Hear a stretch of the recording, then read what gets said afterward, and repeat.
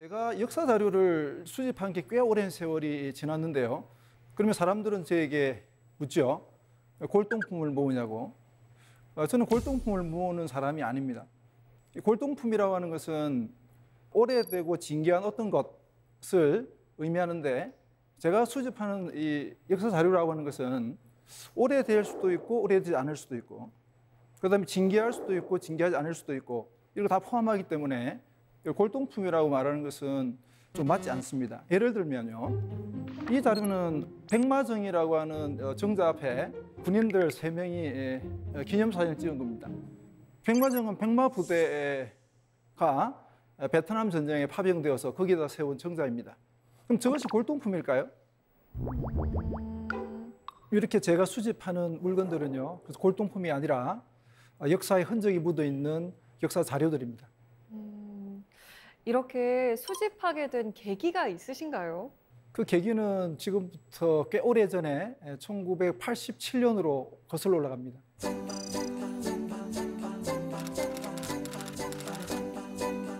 제가 1987년도에 대학 1학년이었고요. 제가 4월 달에 이제 강원도 양양 오산리에 답사를 갔습니다. 당시 우리나라에서 가장 오래된 신석유적지였습니다. 거기에서 이제 우리가 갔을 때는 이미 발굴이 몇 년 전에 끝난 상태여서 아무것도 없는 호흡 벌판이었죠. 그래서 이제 선배가 우리 후배들한테 이 유적지의 의미에 대해서 여러 가지 설명을 했지만, 이 표정에서 보이다시피 좀 무료함을 느끼고 있죠. 그래서 저는 친구들이 이제 선배들 설명을 듣고 있을 때 저는 생각했습니다. 혹시 여기가 신석유적지였다면 비살무늬 토기 파편이라도 있지 않을까라고 생각한 거죠. 발로 모래를 이렇게 한번 쭉 훑었는데, 거기서 놀랍게도 토기 파편이 이제 보인 거죠. 정확히 V자 모양으로 되어 있고요. 얘는 누가 보더라도 비살무늬 토기 파편인 것이죠. 그래서 이것을 손에 쥐고 눈을 감았을 때 저는 만년 전의 시간과 접속을 했습니다. 그래서 굉장히 큰 나름 충격과 설레임, 충격과 흥분을 느꼈던 것이고요. 이것이 제가 처음으로 수집의 어떤 묘미, 수집의 어떤 관심을 가지게 된 하나의 계기가 되었습니다.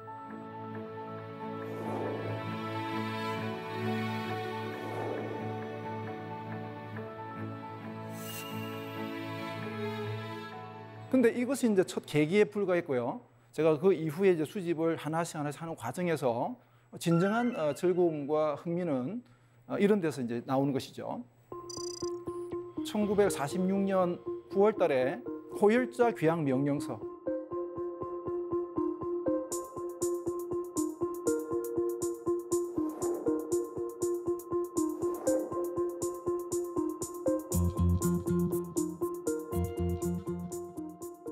장상기라고 하는 전라도 무안의 농담학교 학생이 콜레라로 학교가 무기 휴교하면서 귀향 명령서를 받은 겁니다. 지금으로 치면 코로나 상황과 매우 유사한 상황이라고 볼 수 있죠.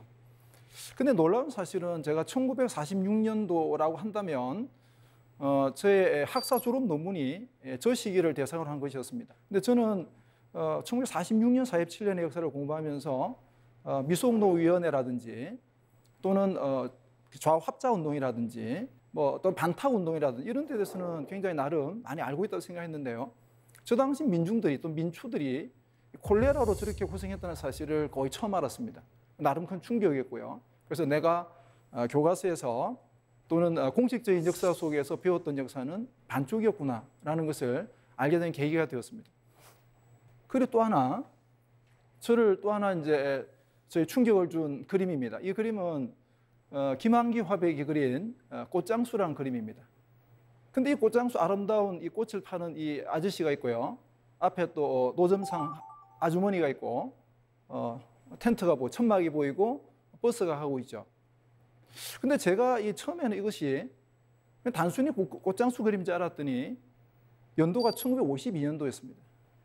한국전쟁, 소위 6.25 전쟁이라고 하는 그 전쟁 와중에 과연 저런 꽃장수가 존재할 수 있을까? 그래서 저는 이것을 처음에는 상상으로 그린 그림이겠지라고 생각했습니다.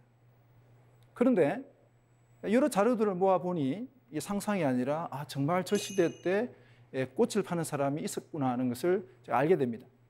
그러니까 전쟁이라고 하는 것이 굉장히 다양한 스펙트럼의 삶들이 있었다는 것을 알게 되는 것이죠.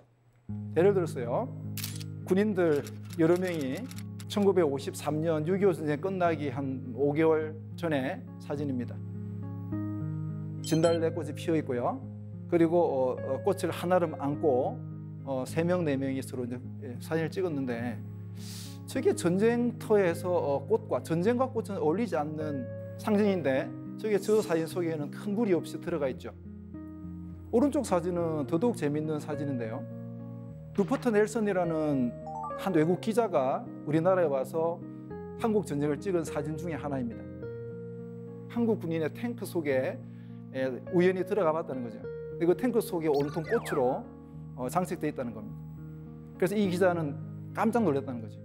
그래서 이 여러 장 사진들을 제가 쭉 보거나 아니면 책에서 보았을 때 한국 전쟁이라고 하는 것을 우리는 파괴와 그다음에 사륙과 그다음에 피난과 이런 것으로서만 이해할 수 없는 또 다른 면이 있구나. 그 시대 때도 사람들은 꽃을 가지고 즐거워했고 또 어떤 사람들은 교회에서 기도하고 어떤 사람들은 가게에서 물건을 팔고 이런 다양한 삶들이 전체 역사인데 저는 너무도 머릿속으로만 역사를 이해했다는 것을 수집을 통해서 알게 된 것이죠. 저는 이런 사진들을 통해서 한국 전쟁의 시대와 또 접촉을 하게 되는 그런 놀라운 경험들을 하게 되는 것이죠.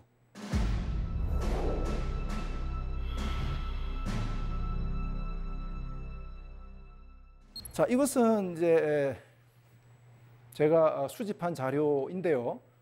재떨이 같죠? 제가 재떨이를 왜 수집했을까요? 글쎄요, 어떤 이유에서 수집을 하셨을까요? 특별해 보이는 재떨이는 아닌데. 네, 굉장히 묵직한 재떨인데요. 네. 그 무게만큼이나 무거운 역사의 비극이 담겨 있는 그런 재떨입니다.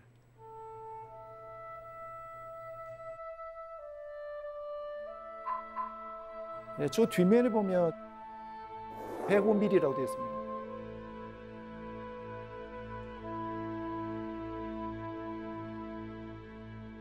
그러니까 105mm 박격포 포탄이 6.25 전쟁 중에 많이 나왔고 그 포탄을 물자가 워낙 부족한 시대니까 이 포탄을 재활용해서 잘라가지고 재떨이를 만든 겁니다.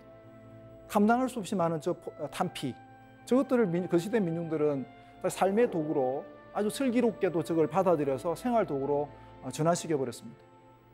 당시 이 전쟁의 도구를 일상의 도구로 변화시켜서 너무도 태연하게, 너무도 의연하게 자기 생활 도구로 변화시킨 것들은 이것뿐만이 아닙니다. 놀라울 정도로 민중들은 의연했습니다. 수류탄 탄피를 이용해서 등잔을 만들기도 했고요. 그 다음에 두레박입니다. 군인들이 쓰는 모자, 저걸 가지고 이제 두레박을 만들기도 하고요. 그 다음에 군대에서 나온 전선, 그 삐삐선, 피피선이라고 하는데 그 피피선을 가지고 뭐 장을 볼 때 쓰는 바구니라든지 소쿠리라든지 이런 것들을 만들어 썼습니다. 처음에 제가 보여드렸던 재떨이는 단순한 재떨이가 아닌 거죠. 그 속에는 전쟁의 역사가 들어있고 또 전쟁의 그 비극을 정면 돌파하겠다는 민중의 생명력이 들어있기 때문에 그 단순한 재떨이가 아닌 것이죠. 그 속에 역사가 오롯이 들어있다. 그게 제가 이 재떨이를 수집한 이유이기도 합니다. 자, 그 다음에 이제 제가 또 보여드릴 사진은 돌잔치 사진입니다. 이 돌잔치 사진 속에는 어떤 역사가 들어있을까요? 한번 생각해 보십시오. 그래서 뭐 돌상 앞에서 어린 꼬마가 사진을 찍었고, 그리고 많은 이제 뭐 음식이라든지 이런 것들이 있죠. 저는 이 사진을 왜 수집했냐 그러면 여기는 돈의 두 종류의 다른 상이한 돈이 여기 들어 있습니다. 이승만 대통령의 얼굴이 들어간 돈이 두 종류가 들어 있습니다. 이 돈에 어떤 역사가 들어 있는지 설명해 드리죠. 왼쪽에 있는 돈이 밑에 돈이고요. 그다음 오른쪽에 있는 돈이 위에 돈입니다. 돈을 보면 얼굴이 왼쪽에서 오른쪽으로 옮겨갑니다. 그래서 제일 처음에 나온 돈은 왼쪽에 있다가요. 그다음에 중간으로 왔다가 오른쪽으로 옮겨갑니다. 그래서 쉽게 말하면 50년대 전반기는 왼쪽에 있다가 50년대 중반에 가운데 왔다가 50년대 후반에 오른쪽으로 합니다. 그래서 이제 이 화폐를 수집하는 사람들은 이거를 좌이박, 중이박, 우이박 이렇게 부릅니다. 좌측에 있는 이승만 박사 좌이박, 중앙에 있는 이승만 박사 중이박 이런 식으로 이름 붙였는데요. 특히 흥미로운 것은 저 위에 있는 저 돈의 특징이 이승만 대통령의 조상이 가운데 있죠. 근데 이게 이제 괘씸죄에 걸립니다. 왜냐하면 이승만 대통령이 보니까 이 돈이 접으면 접히잖아요. 그러니까 대통령 얼굴이 접히는 거는 말이 안 된다. 그래서 최고 존엄에 대한 모독이고 이거는 신성 모독이 되는 것이죠. 그래서 대통령이 그에 대해 경로했고 그래서 56년도에 나온 저 돈이 57년도에 바뀝니다. 이런 이야기가 저 아까 돌잔치 사진 속에 들어있는 거죠. 저 두 개의 돈이 동시에 겹쳐서 존재했기 때문에 저 사진은 56년, 57년, 길어도 58년 이 정도 사이에 찍은 돌 사진이라고 우리가 유추할 수 있는 것이죠. 돌 사진 속에 돈을 통해서 그 시대를 저는 찾았습니다. 저는 그 시대와 저렇게 대화했던 것이죠.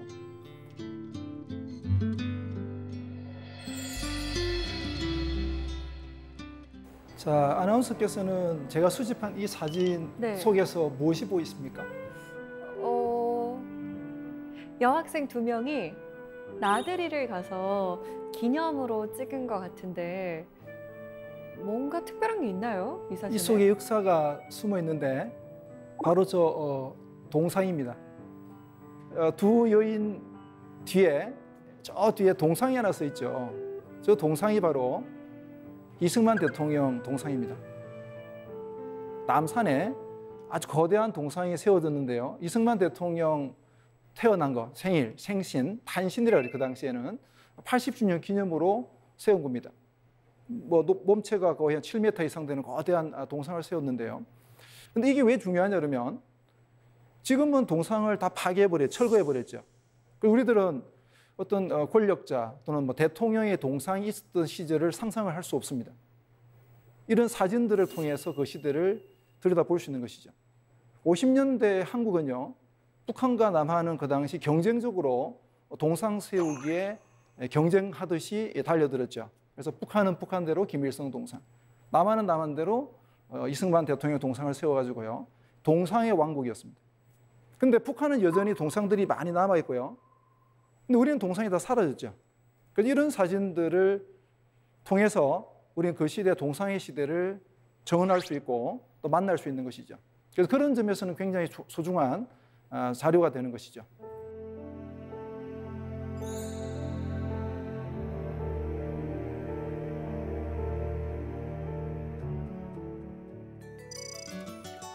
이것은 LP판입니다. 이 LP판에는 어떤 역사가 들어있을까요? 찾으시겠습니까? 자, 제가 이 LP판을 수집한 이유는요, 한자가 보이는데요. 스피드 재건호라는 이름의 LP판입니다.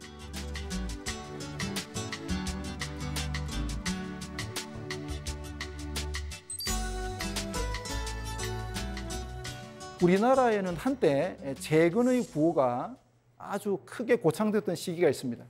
그게 바로 1961년 박정희 소장이 일으켰던 5.16 군사 쿠데타. 5.16 군사 쿠데타가 61년도 일어나서 63년까지 이제 우리가 2년 동안 군정을 받게 되죠. 그 기간 동안에 캐치프레이즈가 바로 혁명과 바로 재건입니다. 혁명, 재건. 마지막 혁명이다, 재건하자. 이런 식의 구호가 고창됐던 시기가 바로 저 시기였다는 거죠. 그래서 지금 이것만 보면 이게 60년대 초의 상황이라는 걸 잘 모릅니다. 하지만 그 시대 다른 자료들 속에서 이걸 보면 정확히 그 시기를 읽어낼 수 있습니다. 예, 저 위에 보면 큰 글씨가 보이죠. 재건 국민운동이라는 운동이 있었습니다. 그러니까 새마을운동과는 좀 다른데 재건 의지를 국민들에게 심어주기 위해서 전개했던 국민운동인데요. 재건 국민운동이라는 운동이 있는데 그게 강령이 이렇게 적혀 있고 그 밑에 보면 재건합시다라는 구호가 적혀 있습니다. 저 시대 때는 인사말을 정부가 권장하기를 재건합시다가 인사말입니다. 사람들 만나면 안녕하십니까 이게 아니고요. 재건합시다, 재건합시다. 이게 그 시대 인사말이었다는 거죠. 저 사진 한 장 속에는 그 재건의 시대의 그 내용이 한 장에 압축되어 있습니다. 그리고 역시 저 뒤에 재건이라는 구호가 붙어 있죠. 그건 정확히 저는 61년부터 63년 시대, 그 시대가 되고 그 밑에 있는 글씨 연도 표시를 보면 역시 그 시기 속에 있음을 알 수가 있습니다. 63년 1월 18일로 돼 있죠. 그래서 왜 스피드 재건호라는 노래가 왜 담긴 LP판이 나왔을까? 저런 시대 분위기 속에서 우리는 그 시대 분위기가 그 LP판 속에 응축되어 있는 것이죠. 그래서 사물은 단순한 하나의 사물이지만 그 사물 속에는 그 시대의 모든 것들이 응축되어 있다는 것이죠. 이게 역사의 흔적입니다. 역사의 흔적이라는 것은 이렇게 자기의 그 모습을 후대에 보여주는 겁니다.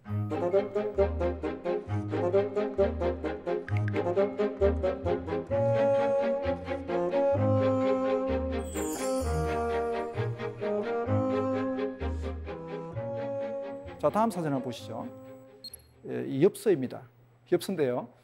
제목에 고관대작의 안경이라고 돼 있는데 저 안경을 이분이 이제 왼쪽이죠. 왼쪽 손에 딱 쥐고 있습니다.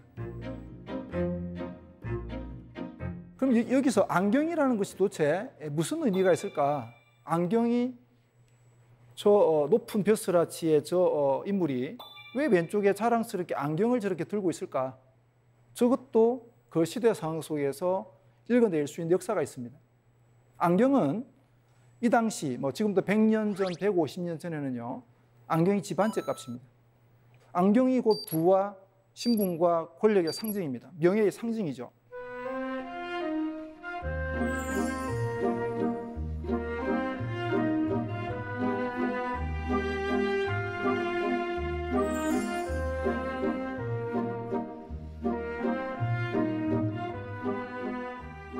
이 안경이라고 하는 이것이 가진 의미가 그렇기 때문에 우리나라에 독특한 안경 예법이 생기게 되는 것이죠.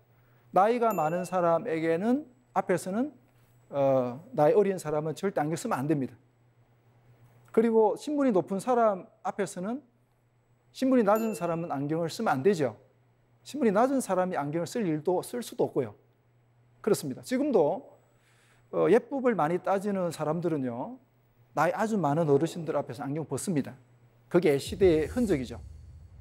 그래서 얼마나 이게 신기한 일이 벌어지냐면 좀 비극적인 이야기죠.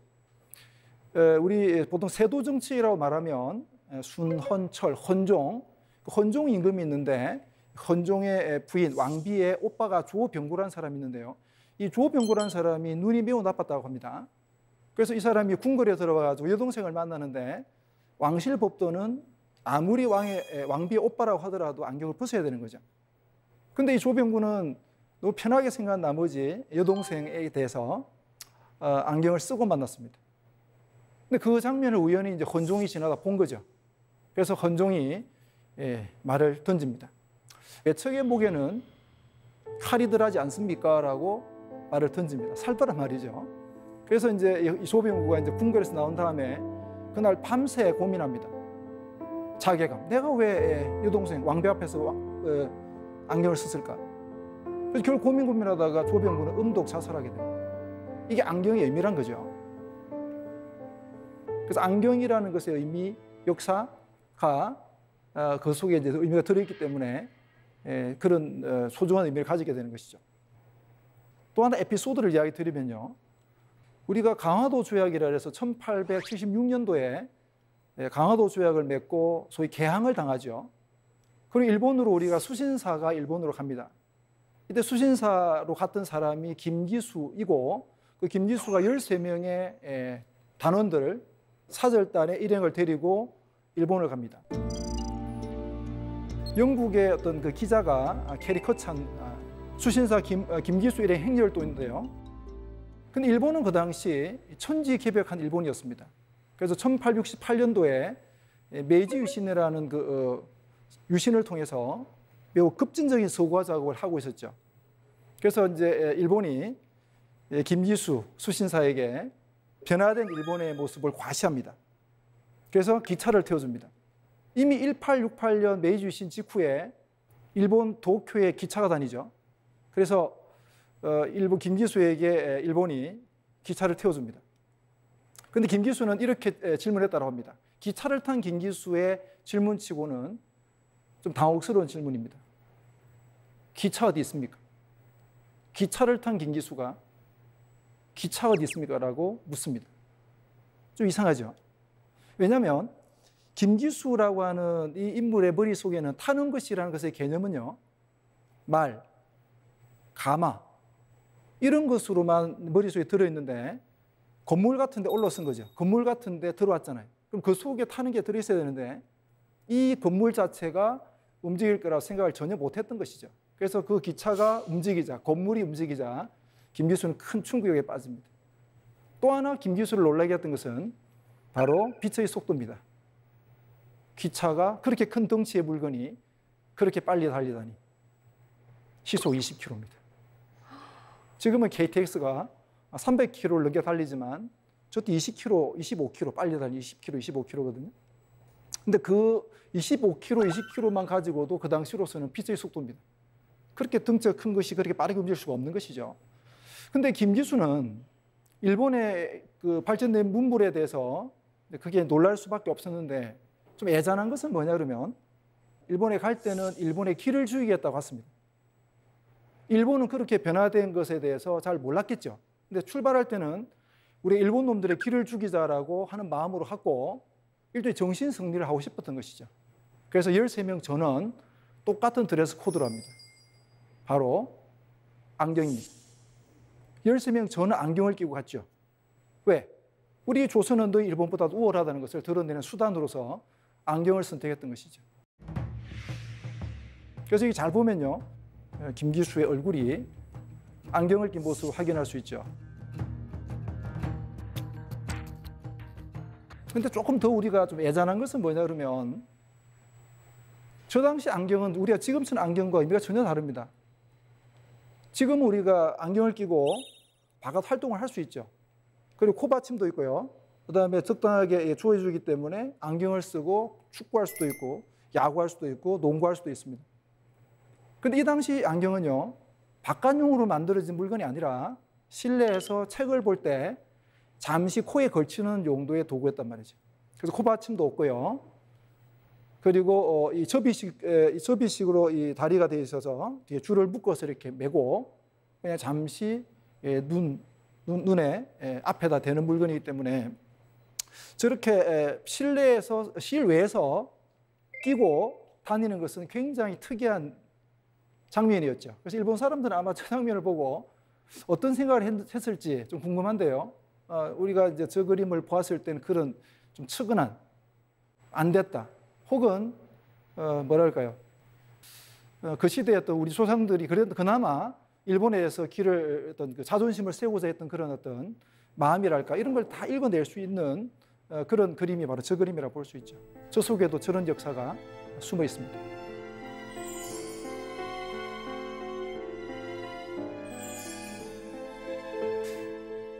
자, 지금까지 제가 어떤 작은 수집품을 통해서 어떻게 시대를 읽을 수 있는지에 대한 몇 가지 간단한 사례들을 이야기 드렸습니다. 이제 조금 더 이제 깊이 들어서 수집품 속에서 어떻게 진실을 만나는지에 대한 이야기를 하겠습니다. 하루 20분, 우리 자신에게 투자한다면 달라지는 삶의 작은 변화. 하우투 지식 채널.